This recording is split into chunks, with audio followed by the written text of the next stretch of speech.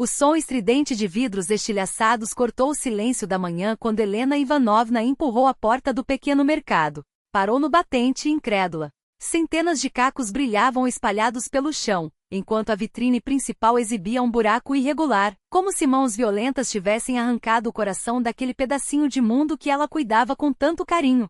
Os raios do sol matinal, filtrando-se pelas fraturas do vidro, dançavam em reflexos coloridos sobre o piso, uma ironia cruel que lembrava, mesmo na pacata aldeia de Juraliova, às margens do Lago Branco, a tranquilidade era apenas aparente. Com um gesto automático acendeu a luz do depósito. Mentalmente anotou as tarefas do dia: conferir o estoque de conservas, preparar o pedido de mais sacos de grãos. Sempre faltava algo antes que ela conseguisse repor. Vestindo o avental branco, avançou para o salão de vendas e congelou novamente. O chão reluzia com uma infinidade de fragmentos que captavam a luz nascente.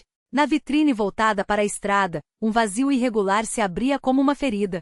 Junto ao balcão, uma pedra do tamanho de um punho masculino repousava ameaçadora. Meu Deus, sussurrou levando a mão ao peito. O primeiro impulso foi correr até o caixa, verificar as mercadorias. Seria um assalto? Mas o dinheiro ela havia levado para casa na noite anterior, como fazia sempre. Um rápido olhar confirmou, nada havia sido levado. Apenas vidro quebrado, puro vandalismo. E ela sabia muito bem quem estava por trás daquilo. Não havia um rosto específico, mas também não restavam dúvidas sobre a origem do presente. Até que enfim Helena Ivanovna murmurou, contornando os cacos com cuidado. Recusar-se a alimentar os vícios de Genka nas sextas-feiras, eis o resultado. O pensamento doía, mas era familiar. Havia 8 anos, quando assumirá a gerência da única mercearia da vila, estabelecera regras claras. Nenhuma venda de bebidas para menores ou para quem já não conseguia se manter de pé. Uma norma simples, justa, mas que lhe custará mais dor de cabeça do que imaginava. Tirou o telefone do bolso sem pensar. O policial de plantão não chegaria imediatamente, a região era vasta, as aldeias muitas, mas era preciso registrar a ocorrência. Depois, teria que limpar tudo sozinha. Suspirando, descou o número. Do outro lado da linha, uma voz jovem, porém cansada, respondeu, Orlov falando. Bom dia, Igor Vitalievich. É Helena Ivanovna, da mercearia. O que aconteceu agora? Perguntou o policial com um tom que misturava irritação rotineira e resignação. Alguém arrebentou a vitrine com uma pedra durante a noite. Seguiu-se um silêncio, depois um suspiro pesado. Estou a caminho. Chego em 1 hora. Não mexa em nada até eu chegar. 1 hora? Impossível esperar até a abertura sem começar a limpeza. Os clientes chegariam cedo. O leite seria entregue às 9, o pão às 10 sexta-feira, dia de maior movimento. Não posso esperar, Igor Vitalievich afirmou com firmeza. Tenho um comércio para tocar. Vou apenas recolher os cacos, nada mais. Sem aguardar resposta, desligou e partiu em busca da vassoura e da pá. Meia hora depois, os braços já latejavam de cansaço. Os estilhaços eram mais numerosos do que parecia, espremidos nas frestas do assoalho, espalhados pelas prateleiras próximas, reduzidos a uma poeira cortante. Helena varria metodicamente e enxugava com o pano, até que um fragmento afiado rasgou sua pele no antebraço. Só percebeu quando gotas vermelhas caíram sobre o piso branco. Era só o que faltava, resmungou, pressionando o ferimento com um lenço limpo. O corte era mais fundo do que aparentava. O sangue encharcou o tecido rapidamente, insistindo em escorrer. Franziu a testa. Precisava desinfetar, enfaixar, mas o tempo urge. O sino sobre a porta tilintou. O primeiro freguês? Não. Era Valentina Semyonovna, sua substituta, uma mulher de meia-idade robusta e perpetuamente mal-humorada. Santa Mãe de Deus, Helena! O que foi isso? E você está sangrando! Exclamou ao avistar a cena. Foi só um corte, descartou Helena. Melhor me dizer como vamos trabalhar com essa vitrine destruída. Valentina já se agitava ao redor, ignorando o pedido. Trabalhar? Você precisa ir ao posto médico agora mesmo. Vou chamar Mikhail Petrovich. Ele mora aqui perto. Não precisa de médico, tentou interromper Helena. Eu mesma dou um jeito. Mas Valentina já discava, descrevendo dramaticamente um corte horrendo, e sangue jorrando. Helena revirou os olhos. Como sempre, sua colega exagerava tudo. Quando o policial Orlov chegou, a mercearia parecia um ponto de encontro da vila. Valentina falava sem parar, gesticulando. 2 ou 3 clientes madrugadores espreitavam da entrada. Proscoveia Nikolaevna, vizinha idosa mas lúcida de Helena, observava tudo em silêncio desde uma cadeira retirada do depósito, com um olhar que não perdia detalhes. O barulho do carro fazendo manobra calou a todos. Orlov entrou com passo decidido, avaliando a situação com olhares treinados. Atrás dele, uma figura alta de cabelos escuros salpicados de fios prateados nos templos, carregando uma bolsa de couro gastado. Todos fora, menos a vítima, ordenou o policial. Ao ficarem sozinhos, virou-se para Helena. Então mostre o que aconteceu aqui. Enquanto ela explicava e apontava para a vitrine, o homem alto se aproximou discretamente. Posso ver sua mão? Pediu com uma voz grave e tranquila. Sou Mikhail Petrovich, médico do posto local. Helena estendeu o braço relutante, ainda envolto no pano ensanguentado. Seus olhares se encontraram. O dela, constrangido, o dele, atento com uma sombra de melancolia profunda nos olhos cinzentos. Há quanto tempo está aqui? Perguntou ela, apenas para quebrar o silêncio incômodo, enquanto ele removia cuidadosamente o curativo improvisado. Quase 1 ano, respondeu, retirando antisséptico e ataduras da bolsa. Depois do hospital regional, quis um pouco de sossego. Seus dedos eram firmes, mas surpreendentemente gentis. Helena notou, quase sem querer, como aquelas mãos longas e elegantes, de cirurgião ou pianista, manipulavam os materiais com precisão. Estranho nunca tê-lo notado antes. Afinal, raramente adoecia, e seus caminhos não se cruzavam. O corte é profundo, mas limpo, analisou ele, tratando a ferida. Não precisa de pontos, mas uma boa limpeza é essencial. Vidro da vitrine, confirmou ela, careta ao ardor do antisséptico. Quem faria uma coisa dessas? Helena ia responder quando Orlov se aproximou, planilha na mão. Vamos por partes. Horário em que encontrou e possíveis suspeitos. Enquanto ela respondia às perguntas, o médico continuou a enfaixar sua mão. Ao terminar, recuou, mas permaneceu por perto, como se também quisesse ouvir as respostas. Não tenho suspeitas, afirmou Helena seca.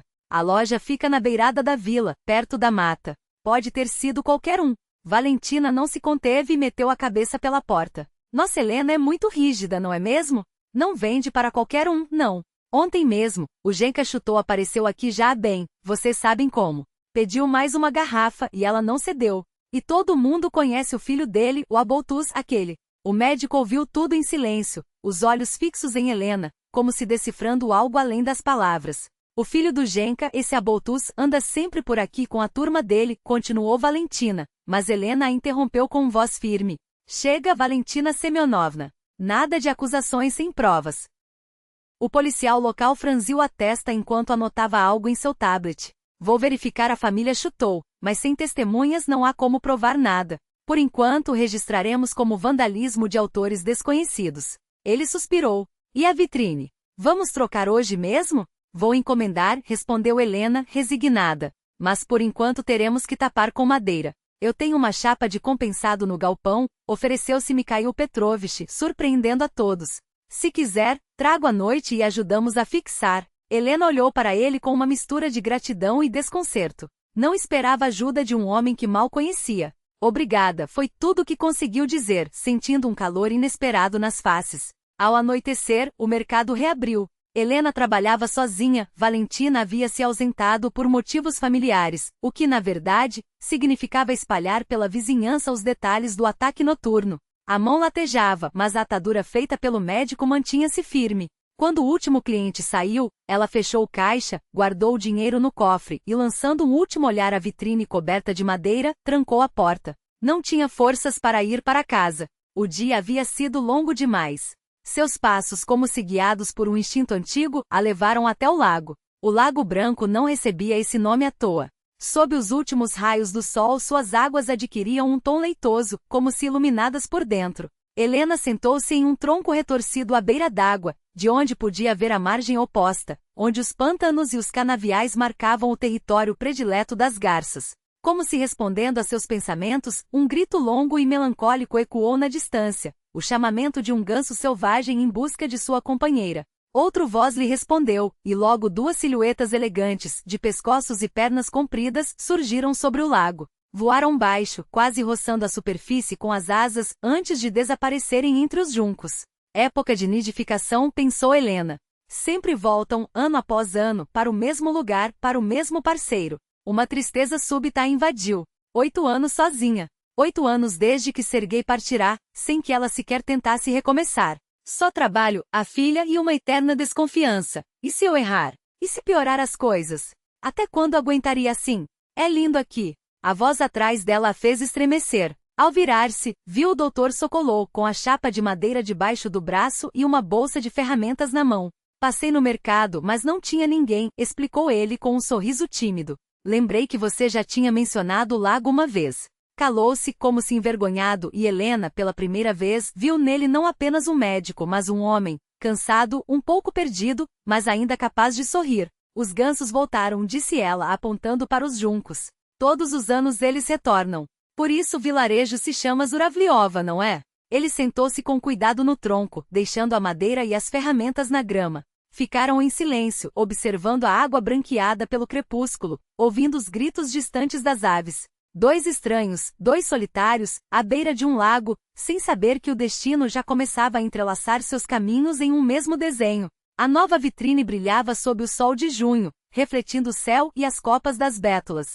Os artesãos do distrito tinham trabalhado rápido até mais do que prometido. Helena pensava em pendurar cortinas para proteger os produtos dos raios escaldantes quando avistou Nikolai Andreevich se aproximando do mercado com ar decidido. O chefe da administração, alto, com uma barriguinha incipiente e fios prateados nas têmporas, era conhecido por sua pragmática eficiência. Não costumava fazer visitas sem motivo. Bom dia, Helena Ivanovna, cumprimentou ele, tirando a boina e enxugando a testa. Que calorão, parece agosto.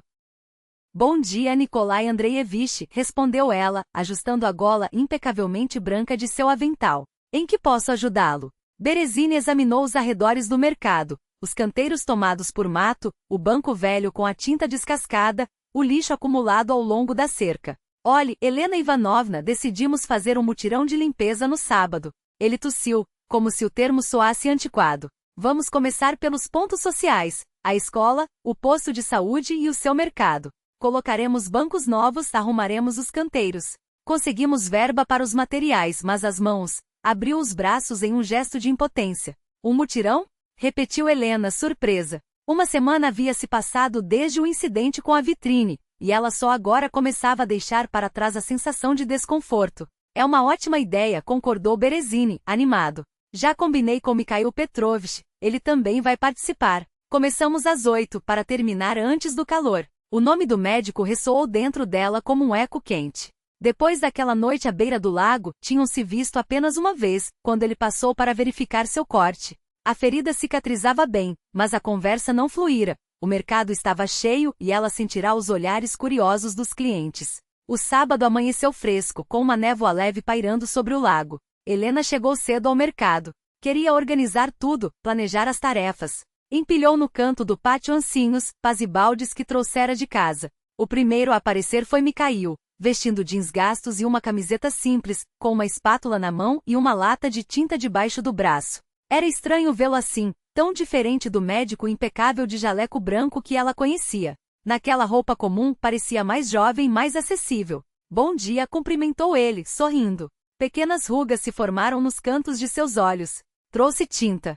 Sobrou da cerca de casa. Não podia deixar estragar. Obrigada, respondeu Helena, de repente consciente do seu avental surrado, amarrado sobre um vestido desbotado. Nem sabemos direito o que precisamos fazer, disse ele, olhando ao redor. Mas vamos descobrir. São só bancos e canteiros, não um foguete espacial. Aos poucos, os outros foram chegando. Berezine trouxe em sua uase tábuas novas para os bancos.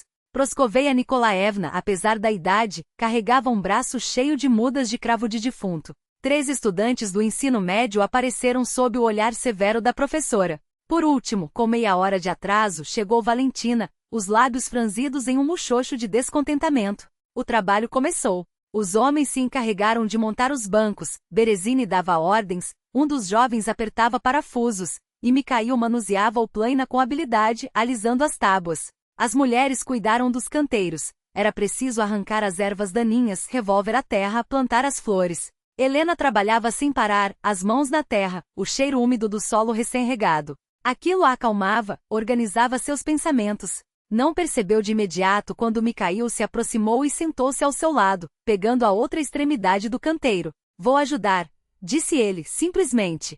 Os bancos já estão prontos, agora é só pintar. E confesso que estava com saudades da terra. Na cidade, a gente anda só no asfalto, acrescentou, arrancando raízes com precisão como se suas mãos, acostumadas à cirurgia, soubessem exatamente onde cortar. Há quanto tempo você saiu da cidade?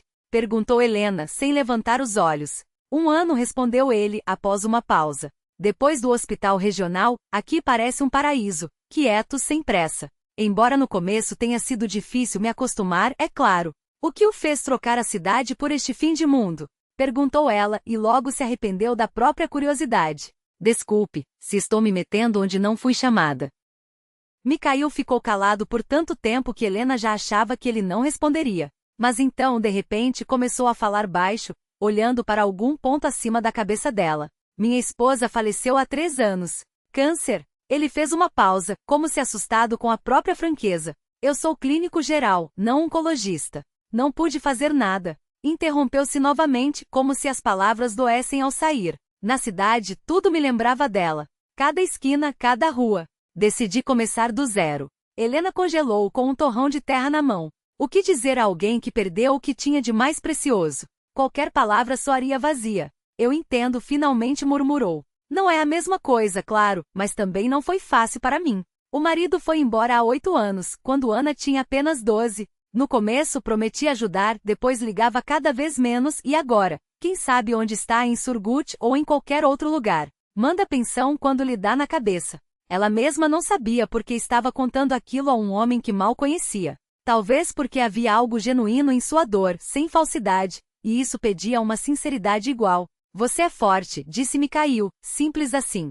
Criou a filha sozinha, trabalha. Nem todo mundo aguenta. Não havia pena nem condescendência em suas palavras, apenas um respeito tranquilo. Estranhamente, isso fez com que respirar ficasse mais fácil. Trabalharam em silêncio por mais meia hora, trocando apenas frases soltas sobre o tempo, sobre quais flores plantar no lado ensolarado, sobre a última chuva que havia assentado a poeira das ruas. Palavras comuns, sem importância. Mas Helena percebeu, surpresa, que há muito não se sentia tão à vontade ao lado de um homem.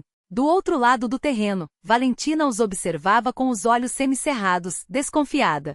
Tinha se oferecido para pintar o banco mais distante só para ter visão de tudo, e o que via não lhe agradava nem um pouco. Se achando, resmungou entre dentes enquanto passava o pincel com força na madeira. A diretora e o doutor como se fossem alguma coisa. À noite, enquanto esquenta a panela no fogão para o marido, ainda fervia de indignação. Semyon, você devia ver como ela se derrete toda por ele. E ele, viúvo, coitado, mas não perde tempo, não é?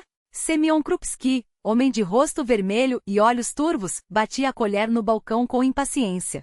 Põe logo essa comida, Valka, que eu não tô nem aí para suas fofocas. Não é fofoca. Valentina bateu o prato na mesa com estardalhaço. Eu, aliás, trabalho no armazém. Tenho responsabilidade. E ela, olha só, toda secura, sem um pingo de carne no osso. Isso não dá nada bom. Que nada bom? Resmungou Semyon, já enfiando a comida na boca. Valentina baixou a voz, quase sibilando. Lembra da caixinha dos correios ano retrasado? Enroscou com um forasteiro, e depois o dinheiro sumiu. Pois é, a Helena Kásia não deixa ninguém chegar perto, faz tudo sozinha. Agora, olha só, vai derreter que nem manteiga no sol e deixar entrar quem não deve. E aí? Quem vai responder por isso? Semyon grunhiu, enxugando o bigode no punho. Essa aí vive me negando venda quando acha que eu tô alterado. Justiça tinha que ter neste mundo. É isso que eu tô dizendo, concordou Valentina, satisfeita por ter acertado o tom. Muita liberdade para alguns. Ao anoitecer, o terreno ao redor do armazém estava transformado. 3 bancos novos pintados de um verde vibrante chamavam a atenção. As caias recém-plantadas prometiam se tornar um verdadeiro jardim no meio do verão. Até a cerca velha, retocada com cuidado, perdeu o ar desgastado. Os trabalhadores do mutirão se despediam, cansados mas satisfeitos. Berezin tinha ido embora mais cedo, os afazeres na administração não esperavam. Os estudantes sumiram assim que terminaram sua parte. Valentina se retirou sem se despedir, demonstrativa. Helena guardava as ferramentas devagar, protelando a hora de ir embora. Estranho, mas não queria que aquele momento acabasse. Havia algo reconfortante naquela tarefa compartilhada, naquela sensação de dever cumprido enquanto o dia se desvanecia. Eu a acompanho, disse Mikhail, tirando-lhe das mãos a bolsa pesada com as ferramentas. Já está escurecendo. Caminharam não pela rua principal, mas por um atalho à beira do lago. O ar da noite de junho trazia uma frescura agradável. Sobre a água subia uma névoa leve. Ao longe, os guindastes gritavam novamente. Quando eu era criança, minha avó dizia que o grito do guindaste sempre carregava saudade, comentou Mikhail, inesperadamente. Agora acho que não é saudade. É um chamado. Eles se chamam uns aos outros. Helena sentiu em silêncio. Chamado. Palavra certa. Um apelo ao qual era impossível não responder. Sabe, Helena Ivanovna, continuou ele, depois de uma pausa, no meu quintal a amora silvestre cresceu demais. Sozinho não dou conta de comer tudo. Que tal passar aqui no domingo? Tomamos um chá com amora. O convite era simples, sem segundas intenções, mas algo dentro dela estremeceu. Quantos anos haviam se passado desde que Samuel a convidara assim, sem mais nem menos, para um chá com amora? Obrigada, respondeu, olhando para a superfície escura do lago. Adoraria ir. Chegaram ao portão dela, velho mas firme, pintado de um azul desbotado. A casa atrás, pequena porém bem cuidada, era seu orgulho e consolo, herdada da avó. Mikhail parou, colocou a bolsa no chão com cuidado e, como se temesse quebrar aquele momento, estendeu a mão. Obrigado pelo bom dia, Helena Ivanovna. O aperto de mão era firme e quente, como todo aquele longo dia de junho, cheio de trabalho compartilhado, conversas baixas e um aproximar-se lento de duas solidões. Amanhã, às 6, disse ela, abrindo o portão. E me chame só de Lena. Ele assentiu, e na penumbra seu sorriso pareceu especialmente luminoso. O ônibus da capital chegava a Zuravliovo pontualmente às 14h07. O horário não mudava havia décadas. Helena esperava na parada, olhando o relógio e mexendo nervosa nos cordões da bolsa de verão. Os últimos 30 minutos pareciam se arrastar. Quando ao longe apareceu a silhueta familiar do velho Peazik saltitando nos buracos da estrada de terra que levava à vila, seu coração acelerou. 3 semanas sem se verem desde que Ana tinha partido para as últimas provas. 3 semanas preenchidas por ligações e mensagens, mas ainda assim marcadas pela separação. As portas rangendo se abriram, e uma moça esguia saltou para a beira empoeirada da estrada, com uma pesada bolsa esportiva no ombro, cabelos claros presos em um rabo de cavalo descuidado, sobrancelhas desbotadas pelo sol, sardas no nariz bronzeado, a própria Helena na juventude, exceto pelos olhos, verdes como os do pai, com um brilho malicioso. Mamãe. Ana jogou a bolsa no chão e se dependurou no pescoço da mãe. Como você está? Senti tanta saudade. Eu também, meu sol, murmurou Helena, abraçando a filha e notando surpresa que ela parecia ter crescido ainda mais. Conseguiu? Passei em tudo, até em matemática. Riu Ana. Todas notas máximas, como você mandou. Agora 2 meses inteiros de liberdade. Vamos capinar a horta, fazer geleia, tomar sol no lago. Que tédio mortal, mas como eu senti falta desse tédio. Andavam pela rua poeirenta de mãos dadas, como quando Ana era pequena, e Helena sentia os olhares curiosos das vizinhas. Não era todo dia que uma estudante da cidade aparecia por ali. Que olhem à vontade, pensou sem se importar. Por esse momento valeu a pena todos esses anos.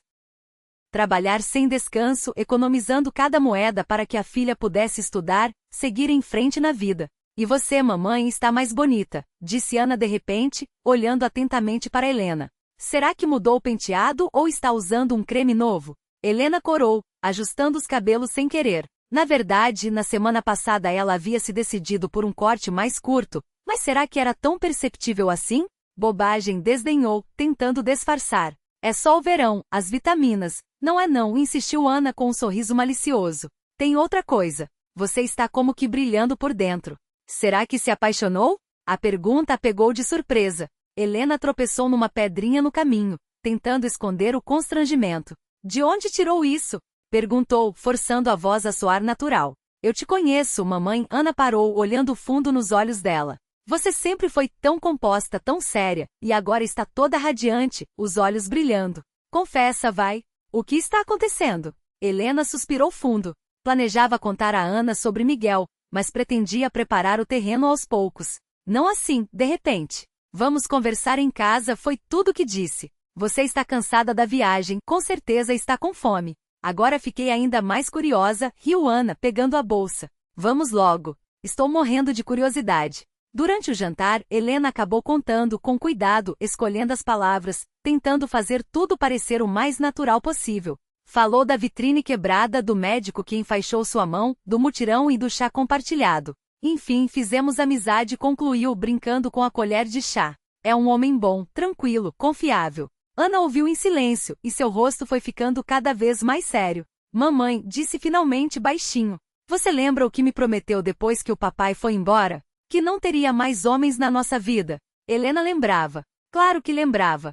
Ana, com 12 anos, chorava sentada no chão do quarto, gritando que odiava o pai, odiava todos os homens e não queria que a mãe se casasse novamente. Aninha, começou Helena com delicadeza. Isso foi há muito tempo. Você era criança, não entendia muitas coisas. Eu não entendo agora, insistiu Ana, teimosa, balançando a cabeça. Por que você precisa disso? Por que arriscar? A gente vive tão bem, só nós duas. Não estou falando em casamento, filha, explicou Helena com cautela. Só gosto dele. Com ele me sinto calma. Bem, isso é ruim?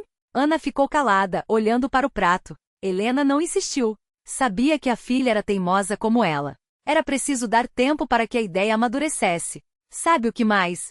Disse, mudando de assunto. Vamos dar um mergulho. Está um calorão, e o lago deve estar gostoso, fresquinho. Ana concordou com a cabeça, ainda franzindo a testa, mas não recusou o convite. O Lago Branco, ao entardecer de junho, estava especialmente bonito. A água aquecida pelo sol do dia convidava a um refresco. Na pequena praia de areia, o único lugar bom para nadar, não havia muita gente. Algumas crianças se esbaldavam na beira de água. Velhinhas sentadas à sombra das salgueiros falantes comentavam as novidades da vila. Helena e Ana estenderam a toalha num canto e trocaram de roupa. Ana correu logo para a água, enquanto Helena demorou tirando um livro da bolsa. Não estava com muita vontade de nadar, preferia ficar ali na quietude lendo. Boa tarde, Helena Ivanovna. A voz de Miguel a fez estremecer. Ela se virou e o viu a alguns passos, segurando uma vara de pescar e um baldinho. Devia estar pescando por perto. Miguel Petrovitch cumprimentou, sem conseguir evitar um sorriso. Não esperava encontrá-lo aqui. Hoje o peixe está mordendo bem, explicou ele mostrando o baldinho. Aproveitei a oportunidade. E vejo que não está sozinha hoje, acrescentou, olhando para o lago onde Ana já nadava longe, cortando a água com braçadas firmes. Minha filha chegou de férias, disse Helena. Estuda pedagogia. Nada bem, elogiou Miguel. Uma moça corajosa. Sempre teve medo de água, suspirou Helena. Depois daquele incidente ficou com receio. Mas Miguel já se virara para ela, interessado. Que incidente? Ah, é uma história antiga, desdenhou Helena. Há 13 anos quase se afogou aqui. Fugiu da vovó para nadar sem permissão, caiu num redemoinho. Por sorte, tinha um rapaz por perto. Um estudante de medicina em estágio que a salvou. Ficou 2 semanas no hospital com pneumonia. Miguel ficou paralisado, olhando para ela com os olhos arregalados. 13 anos atrás? Repetiu baixinho. No meio de junho? Sim, confirmou Helena, surpresa. E era uma menininha de 7 anos? Magrinha, loirinha, de olhos grandes? Helena sentiu um arrepio percorrer as costas. Como você sabe? Eu era aquele rapaz, disse Miguel, simplesmente. Estava em estágio no hospital da região. Eu e um amigo viemos nadar depois do plantão, quando de repente ouvimos gritos, alguém se afogando. Lembro dessa menina. Ela estava tão assustada que nem conseguia dizer o próprio nome. E depois, no hospital, perguntava se tinha morrido afogada de verdade. Helena olhava para ele, incrédula. O mundo parecia ter parado. Tudo se resumindo àquele momento. Você salvou minha filha, sussurrou, sentindo um nó na garganta. Há 13 anos, você salvou minha Aninha. Miguel sentou-se ao seu lado na toalha, ainda atordoado com a coincidência. Que destino, hein? Balançou a cabeça. Eu sempre me lembrava daquele caso. Foi a primeira vez que tive que fazer uma reanimação de verdade, não num boneco. Fiquei tão preocupado depois se tinha feito tudo certo, se não tinha machucado. Nesse instante, Ana saiu da água e se aproximou deles, torcendo os cabelos molhados. Olhou com curiosidade para o homem desconhecido ao lado da mãe. Aninha, começou Helena, emocionada. Este é Miguel Petrovitch, nosso médico da vila. E hesitou, sem saber como explicar. Ele também é a pessoa que te salvou quando você quase se afogou quando era pequena. Ana ficou imóvel, olhando para Miguel com desconfiança. Aquele estudante? Repetiu, devagar. Só me lembro que ele era alto, e que suas mãos eram quentes. Exatamente, sorriu Miguel. E você ficava perguntando se eu era um anjo, já que andava sobre a água. Ana soltou uma risada de repente. Meu Deus, que vergonha. Eu perguntei isso? Você tinha 7 anos e quase morreu afogada, disse Miguel com suavidade. Não tinha nada de estranho. Eles ficaram na praia até o pôr do sol, conversando sem pressa. Miguel contou sobre seus anos de faculdade, como a anatomia era difícil, como era assustador entrar numa sala de cirurgia pela primeira vez. Ana ouvia contendo a respiração, fazendo perguntas técnicas surpreendentemente maduras. Helena ficou mais quieta, observando os dois e pensando nas estranhas voltas que o destino dá. Quando o sol se pôs e os primeiros nevoeiros da noite começaram a pairar sobre o lago, prepararam-se para voltar. Miguel se ofereceu para acompanhá-los, mas Ana disse de repente: sabem? Vou indo na frente. Preciso arrumar umas coisas, e estou cansada da viagem. Vocês não se apressem. E piscando para a mãe, seguiu rápido pela trilha em direção à casa. Helena sorriu, envergonhada, olhando-a se afastar. Essa juventude foi tudo o que disse. Caminhavam devagar, aproveitando a frescura da noite. Falavam de coisas simples, o tempo como as horas passavam rápido. Já perto de casa, Helena parou de repente. Obrigada, disse séria, olhando nos olhos de Mikhail. Não só por hoje. Por ter estado no lugar certo na hora certa 13 anos atrás. Ele apertou sua mão em silêncio, e aquele gesto valeu mais que 1000 palavras. Já era tarde quando a casa adormeceu e apenas o tic-tac monótono do velho relógio de parede marcava o tempo. Ana entrou no quarto da mãe, sentou-se na beira da cama como fazia quando era criança, abraçando os joelhos com os braços. Você acha que foi coincidência? Perguntou baixinho. Que ele estivesse no lago naquele dia e agora tenha aparecido de novo na nossa vida? Não sei, respondeu Helena com sinceridade. Pode ser coincidência. Ou pode ser o destino. Ana ficou em silêncio, olhando pela janela, onde a superfície do lago brilhava prateada sob a luz da lua. Tenho medo, mamãe confessou de repente. Medo que você volte a chorar à noite como depois que papai morreu. Medo que esconda de mim os olhos vermelhos e diga que está tudo bem. Helena sentiu um nó na garganta. Achava que tinha escondido bem sua dor da filha, mas a menina vira tudo, entenderá tudo. Ania disse suavemente, abraçando os ombros da filha. Não estou procurando um substituto para seu pai. Nem um marido, nem nada disso. Só que às vezes dá vontade de ter alguém por perto. Alguém que entenda, com quem se possa conversar, ou simplesmente ficar em silêncio, sem julgamentos, sem exigências impossíveis. Você acha que ele é assim?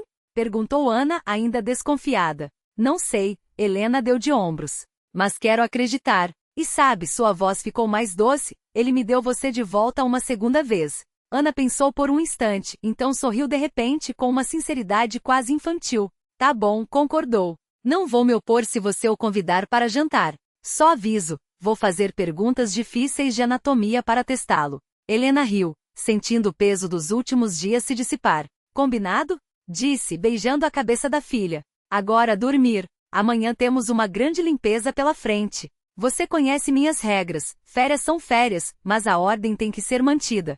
Sim, comandante, respondeu Ana brincalhona, e depois de beijar a mãe na bochecha, saiu correndo para seu quarto. Helena ficou sentada na cama por muito tempo, olhando pela janela para o lago cintilante. 13 anos antes ali, a vida de sua filha quase tinha se apagado. E agora, o mesmo homem que a salvara naquela época voltará a cruzar seus caminhos. Coincidência? Ou destino? As noites de julho em Zuravlevo cheiravam a grama recém-cortada, framboesas maduras e uma felicidade quieta. Pelo menos era assim que Helena sentia enquanto se acomodava no banco do jardim de Mikhail, saboreando um chá com hortelã e ouvindo-o falar sobre um livro que lera recentemente. Em 2 semanas, aqueles encontros tinham se tornado um hábito. Ora no jardim dele, ora na varanda dela, às vezes com Ana, às vezes só os dois.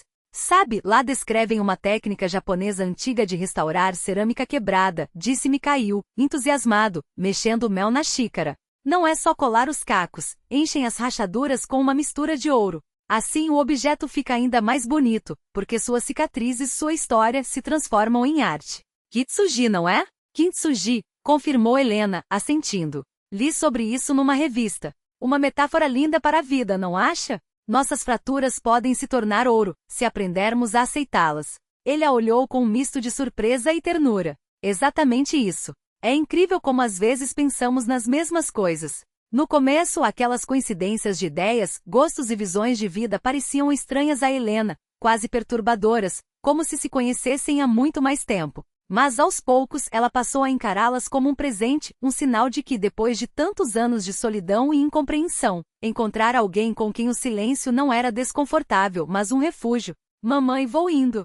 Gritou Ana da janela da casa. Vamos com as meninas para o lago. Volto para o jantar. Helena acenou para a filha. No início, Ana observava aqueles encontros com desconfiança. como se quisesse proteger a mãe. Mas com o tempo, o gelo derreteu, especialmente depois daquele dia em que Mikhail passou 2 horas respondendo às suas perguntas sobre a faculdade de medicina, contando detalhes das aulas, provas e estágios. Ana, que sonhava em fazer medicina depois da pedagogia, ouvia com os olhos brilhando. Acho que elas encontraram uma linguagem em comum, comentou Mikhail, acompanhando com o olhar a figura da jovem que se afastava. Ela é inteligente e determinada, disse Helena, orgulhosa. Só precisa de oportunidades. E eu vou fazer o possível para que as tenha. Ficaram em silêncio, observando o sol se inclinar lentamente rumo ao poente, pintando o céu de tons rosados. Naqueles momentos parecia que o tempo parava, que nada poderia perturbar aquela paz. Já estou escrevendo, já estou. Resmungou Valentina, afastando o marido com um gesto irritado. Semyon, vermelho da cachaça caseira, mal conseguia se manter em pé, mas teimava, cutucando o papel com o dedo. Escreve como eu estou dizendo. Violações graves. E não esquece dos baratas e dos produtos vencidos. Não tem barata nenhuma, murmurou Valentina, mas obedeceu, rabiscando com letra trêmula. No armazém de produtos da vila de Zuravlevo, distrito de Belozersky, as normas sanitárias são regularmente violadas. A ideia de escrever uma denúncia anônima ao Rospotrebnadzor surgira depois que Semyon, mais uma vez, fora recusado na venda de vodka. Você já mal consegue ficar de pé, Semyon Vassilievich, tenha vergonha, dissera Helena na ocasião. E ele, em vez de se calar, foi contar o fato a Genka Chutovo, com quem dividia garrafas de aguardente atrás dos galpões. Foi Genka quem sugeriu, já passou da hora de dar uma lição nessa metida. E eu sei como, manda a fiscalização sanitária atrás dela. Eles vão apertar o cerco rápido. Valentina, a princípio, recusará-se terminantemente. Afinal, também trabalhava naquele armazém. Se encontrassem algo, ela responderia junto. Mas o marido insistia, e quando Semyon bêbado exigia alguma coisa, discutir era perigoso. Ela conhecia bem o peso dos seus punhos. Não tenha medo, tentou amenizar ele, percebendo seu temor. Não assine e pronto. Anônimo ninguém vai saber. E sua Helena vai aprender a não meter o bedelho. Algo dentro de Valentina resistia. Helena não era uma chefe ruim, severa sim, exigente sem dúvida, mas justa. Pagava em dia, cobria turnos quando alguém precisava se ausentar. E agora, uma traição daquelas? Mas no dia anterior, ela vira sem querer, Helena e Mikhail caminhando à beira do lago, de mãos dadas. Algo se partiu dentro dela. Uma onda de inveja, amarga e corrosiva, inundou seu peito. Porque ela, Valentina, merecia aquela vida. O marido alcoólatra, uma casa vazia, a infertilidade que a sogra lhe jogará na cara até o último dia. Enquanto Helena, uma divorciada, não só criará e educará a filha sozinha, como agora ainda encontrava felicidade. Onde está a justiça? Assina. Moradores preocupados da vila, ordenou Semyon, interrompendo seus pensamentos. Valentina suspirou, apertou os lábios com determinação e escreveu a frase indicada. A fiscalização inesperada chegou na quinta-feira, bem no meio do expediente. 2 mulheres de ternos sérios com pastas e tablets apresentaram seus crachás e uma ordem do escritório regional do Rospotrebnadzor. Recebemos uma denúncia sobre descumprimento das normas sanitárias, explicou a mais velha, uma senhora robusta de expressão severa. Pedimos que todos os clientes deixem o estabelecimento. O estabelecimento deveria ser esvaziado durante a inspeção. Helena sentiu um calafrio percorrer a espinha. Em 8 anos como gerente nunca havia tido uma infração grave, nenhuma reclamação. Ela era obsessiva com a limpeza, com os prazos de validade, com o cumprimento de cada regra. Quem poderia ter feito uma denúncia? Valentina permanecia encostada no canto, pálida como um lençol, torcendo nervosamente a barra do avental. A inspeção durou 3 horas. As fiscais reviraram cada canto da loja, espiaram debaixo dos balcões, examinaram a documentação, verificaram a temperatura das geladeiras, conferiram o prazo de validade de cada lata de carne enlatada. Ao longo do processo, elaboraram uma longa lista de pequenas irregularidades, a falta de um segundo termômetro na vitrine refrigerada, o registro de controle de temperatura pouco detalhado, a tinta descascada na parede do depósito, que exigia uma reforma cosmética. É só isso? Perguntou Helena exausta quando lhe entregaram a notificação para corrigir as falhas. Para uma primeira vez. Sim, respondeu a fiscal mais velha com um tom condescendente. São infrações menores, não aplicaremos multa, mas recomendamos que sejam resolvidas em até um mês. Caso contrário, em uma nova inspeção, as medidas poderão ser mais severas. Quando a porta se fechou atrás das fiscais, Helena afundou pesadamente em uma cadeira. Uma única pergunta martelava em sua mente. Quem? Quem poderia tê-la traído assim? Valentina, sem olhá-la nos olhos, murmurou algo sobre uma dor de cabeça e saiu apressadamente. São só detalhes insignificantes. Lena tentou acalmá-la. Mikhail, naquela noite, sentado na varanda de sua casa. Encontram isso em qualquer lugar, se quiserem. O importante é que não houve nada grave. Helena permaneceu em silêncio, brincando distraidamente com os talos secos de hortelã que havia colhido para o chá. Por dentro, tudo fervia de indignação e humilhação.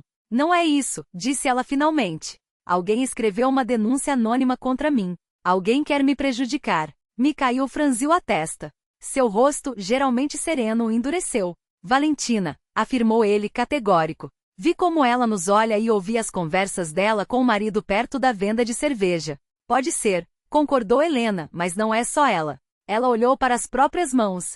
É a Vila Mia. Aqui tudo está à vista. Cada passo, cada palavra. As pessoas se acostumaram a me ver sozinha, só trabalhando, sem mais nada. E agora, continuou com amargura, agora elas veem algo diferente e nem todos gostam disso. Ficou calada por um instante, organizando os pensamentos. Acho que precisamos fazer uma pausa. Não nos vermos por um tempo. O quê? Mikhail se endireitou bruscamente. Por causa de fofocas, de pequenas maldades? Lena, isso não faz sentido. Para você talvez, respondeu ela, firme. Mas para mim, esta loja é tudo. Meu trabalho, meu sustento, a chance de dar uma educação para a Ana. Não posso arriscar, nem quero que você tenha problemas por minha causa. Fechou os olhos por um segundo. Imagine se alguém denuncia o posto de saúde, dizendo que o médico flerta com as pacientes em vez de tratá-las. Ele viu seu rosto passar da incredulidade à compreensão, e depois à dor. Helena sentiu vontade de abraçá-lo, de dizer que na verdade não era bem isso que queria, que só estava com medo. Mas se conteve. Melhor recuar agora do que sofrer ainda mais adiante. Lena, murmurou ele baixinho, não ceda. É exatamente isso que eles querem. Separar nós dois, fazer você ter medo. Vai deixar que uns fofoqueiros decidam como você deve viver? Não são fofoqueiros, balançou a cabeça. Sou eu. Eu decido. E não estou pronta para esse tipo de prova. Desculpe. Mikhail se levantou em silêncio, percebendo que discutir seria inútil. Na porta virou-se como se quisesse dizer algo, mas desistiu. Apenas assentiu e saiu, fechando a porta com cuidado. Helena ficou muito tempo ali, olhando para o chá que esfriava. Algum lugar na casa, as badaladas do relógio marcaram 10 horas. Do lado de fora, os grilos cantavam, indiferentes às tragédias humanas. Ana chegou tarde, tinha ficado na casa de uma amiga que não via desde o verão passado. Assim que entrou, percebeu que algo estava errado. A mãe estava sentada na varanda, imóvel no escuro, como se tivesse se transformado em pedra. Mamãe, o que aconteceu? Ana acendeu a luz e arfou ao ver os olhos inchados de choro. Você e Mikhail brigaram? Helena contou com palavras secas sobre a inspeção e sua decisão de terminar o relacionamento. Ana ouviu em silêncio, apenas os músculos de sua mandíbula se contraindo enquanto segurava a raiva. Você enlouqueceu? Disse ela baixa, mas firme quando a mãe terminou. Passar a vida toda se negando felicidade por causa de uns invejosos? Você não entende, rebateu Helena, cansada. Não é a cidade, onde você pode simplesmente trocar de emprego. Aqui é diferente. Não, você é que não entende. A voz de Ana tremia, carregada de lágrimas. Eu me lembro como você chorava depois que papai morreu, como trabalhava em 3 empregos para nos sustentar, como se privava de tudo. Engoliu em seco. E agora finalmente aparece alguém que faz você feliz, e você mesma destrói tudo com suas próprias mãos. Helena calou-se. O que poderia responder? A filha tinha razão, mas o medo era mais forte. Medo de ficar novamente com as mãos vazias, de perder a vida que havia construído com tanto esforço. Vou resolver isso, disse Ana decidida, dirigindo-se à porta. Aonde você vai? Alarmou-se Helena. Já é tarde. Para a casa da Praskovia Nikolaevna. Ela sabe de tudo sobre todos. Vai me dizer quem escreveu essa denúncia. Apesar da hora avançada, Praskovia Nikolaevna não dormia. Sentada no alpendre, descascava sementes e olhava para as estrelas. Ao ver Ana, apenas assentiu, como se já esperasse por ela. Senta aqui, netinha, deu tapinhas no banco ao seu lado. Sei por que veio. Quer saber sobre a denúncia anônima, não é? A senhora sabe quem fez isso? Perguntou Ana diretamente. A velha sorriu, ajustando uma mecha grisalha que havia escapado do lenço. Na vila, minha querida, todos sabem de tudo. Quem mais seria senão a Valentina? O marido dela que a instigou. Ergueu a mão ao ver o rosto de Ana se inflamar de raiva. Não fique tão brava com ela, coitada. É uma mulher infeliz. O Semyon bebe sem parar, bate nela à toa, e Deus não lhe deu filhos. Aí se consome de inveja, vendo a felicidade dos outros. Mas isso é uma crueldade. Explodiu Ana. Minha mãe quase teve um ataque com essa inspeção, e agora nem quer mais ver o Mikhail com medo de novas maldades. Praskovia Nikolaevna suspirou, balançando a cabeça. Ah, juventude, juventude. Tudo parece tão simples para vocês. Mas a vida, ela é uma coisa complicada. A Valentina cresceu privada desde criança. A mãe morreu cedo, o pai se afogou na bebida, a madrasta a maltratava por qualquer migalha. Depois, casou-se com o Semyon achando que tinha encontrado salvação, e acabou mergulhada num pântano ainda pior. Sem filhos, com uma sogra que a atormentava, um marido que bebe. A alma dela endureceu. Fez uma pausa. Não estou justificando. Não, mas dá para entender. Ana ficou em silêncio, digerindo aquelas palavras. Aos poucos, a raiva deu lugar a uma compreensão dolorosa, quase física. E agora, o que a gente faz? Perguntou finalmente. Minha mãe decidiu não ver mais o Mikhail. Tem medo de novas inspeções, de fofocas. E você, o que acha? A velha a observou com um brilho malicioso nos olhos. Você é uma moça esperta, estuda na universidade. Não vai me dizer que não dá para encontrar um jeito de calar esses fofoqueiros?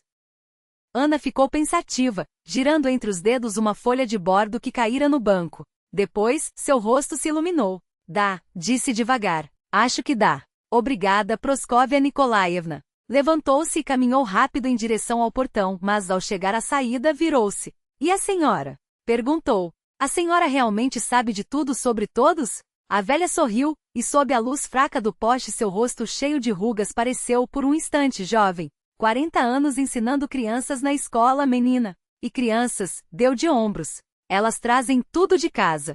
Todos os segredos, todas as conversas. Então, acaba que eu poderia escrever uma crônica sobre cada família de Jуравлев, concluiu, com um tom entre orgulhoso e melancólico. 40 anos ouvindo confidências de crianças são como folhas de um livro aberto. Ana sentiu, como se aquela verdade a atingisse de algum modo, e desapareceu na escuridão da noite. Praskovia Nikolaevna permaneceu sentada no banco por muito tempo, os olhos perdidos nas estrelas, enquanto a memória lhe trazia de volta outra história, a de uma jovem professora que, como é agora, havia renunciado ao amor por medo do julgamento alheio, e que passará o resto da vida se arrependendo dessa escolha. Asterisco.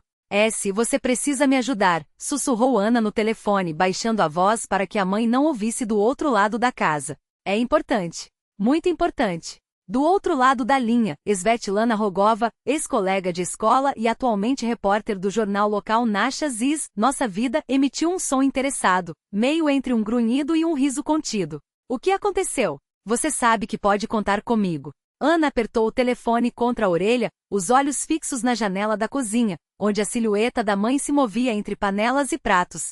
Fazia 3 dias desde que a tomara a decisão de interromper os encontros com Mikhail. 3 dias de um silêncio denso, preenchido por sorrisos forçados e olhares que carregavam uma tristeza que nem o sol da manhã conseguia dissipar. Na véspera, Ana flagrara junto ao portão, o rosto voltado para a casa do médico, enxugando às pressas uma lágrima com o dorso da mão.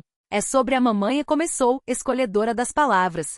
Ela está se negando a ser feliz por causa do que os outros vão pensar. Aquela anônima, a Valentina. As pessoas aqui adoram julgar sem conhecer a história. Fez uma pausa como se organizasse os pensamentos. Splechny fofocas só se vencem com a verdade. E não qualquer verdade, uma verdade alta que ecoe. Preciso que todos vejam quem a mamãe é de verdade. E quem é o Mikhail Petrovich.